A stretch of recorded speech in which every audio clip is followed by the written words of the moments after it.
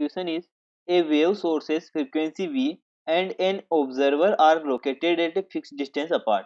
Both the sources observer and stationary.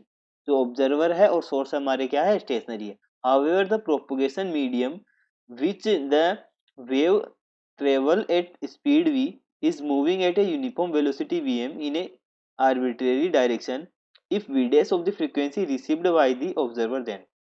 ठीक है, तो यहाँ पर देखिए हमारे पास एक सोर्स है और एक ऑब्जर्वर. मान लो ये हमारा ऑब्जर्वर है, ठीक है, ये हमारा ऑब्जर्वर हो गया,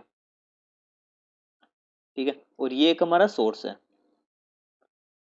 ठीक है. अब यहाँ पर बोला गया है कि दोनों रेस्ट पर है, स्टेशनरी है, यानी कि इसकी जो वेलोसिटी होगी, वेलोसिटी स्टार्टिंग में जीरो होगी, ठीक है, और वेलोसिटी ऑफ सोर्स ये भी हमारा रेस्ट पर है, तो इसकी वेलोसिटी भी जीरो होगी. और हम जानते हैं डॉपलर इफेक्ट के अनुसार, ठीक है. अब देखिए हम जानते हैं डॉपलर इफेक्ट से एफ डैश, ठीक है, यानी कि जो फ्रीक्वेंसी होती है ऑब्जर्वर की, ठीक है, जो ऑब्जर्वर को मिलती है वो कितनी होती है हमारी, ये इक्वल होती है एफ नोट, यानी कि सोर्स से जो हमारे पास निकल रही है इसकी फ्रीक्वेंसी, ठीक है. तो यहाँ से मान लो जो फ्रीक्वेंसी है वी फ्रीक्वेंसी की निकल रही है, तो V equal to V F naught मान लेते हैं, ठीक है.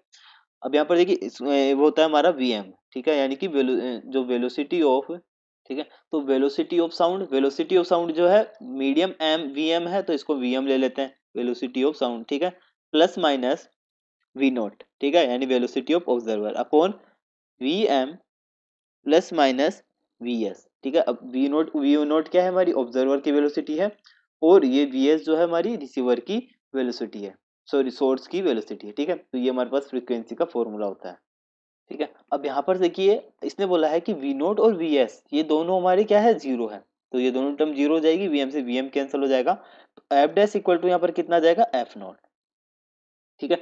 अब यहाँ पर देखिए जो एफ डैश है हमारा, ठीक है, एफ डैश है, ये मान लो इसने क्या बोला है कि if V dash is the frequency received by the observer, observer जो वेलोसिटी जो फ्रीक्वेंसी रिसीव कर रहा है वो एफ डैश है, वो हमने निकाली थी, ठीक है. तो यहाँ पर ये फ्रीक्वेंसी एफ डैश कर रहा है, तो इसकी मान लो वेलोसिटी जितनी वेलोसिटी से कर रहा है वो वी डैश होगी, और वो इक्वल होगी किसके, जो ऑब्जर्वर है कितनी फ्रीक्वेंसी कर रहा है ये वी, ठीक है. तो ये वी इसकी वेलोसिटी वी हो जाएगी, ठीक है, तो यहाँ से v dash equal to v आ जाएगा, ठीक है. यानी कि जो फ्रीक्वेंसी हमारे को ऑब्जर्वर को मिल रही है, ठीक है, उसी फ्रीक्वेंसी से ये उसी फ्रीक्वेंसी से वीएस जो वेव्स को भेजेगा, साउंड वेव्स को, ठीक है, और दोनों की जो वेलोसिटी होगी वो भी हमारी सेम होगी, ठीक है. तो देखिए कौन से ऑप्शन में है, ऑप्शन नंबर बी, यही हमारे को पूछा गया था. तो इसमें देखिए V dash equal to V as transit time from the source observer is same for the all wave forms, ठीक है. तो option number B is our right answer.